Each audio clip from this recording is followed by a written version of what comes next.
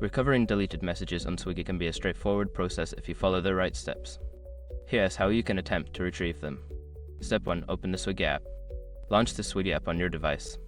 Make sure you are logged into your account where the messages were deleted. Step 2. Check the notifications. Look for any notifications related to your orders. Sometimes Swiggy sends important messages and updates via notifications, which may include the information you need. Step 3. Visit the Help section. Navigate to the Help or Support section of the app. Here, you can find FAQs and support articles that may provide guidance on recovering deleted messages.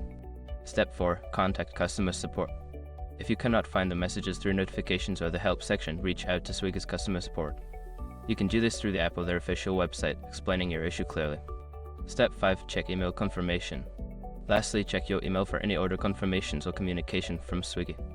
They often send important details to your registered email address, which may include the messages you are looking for.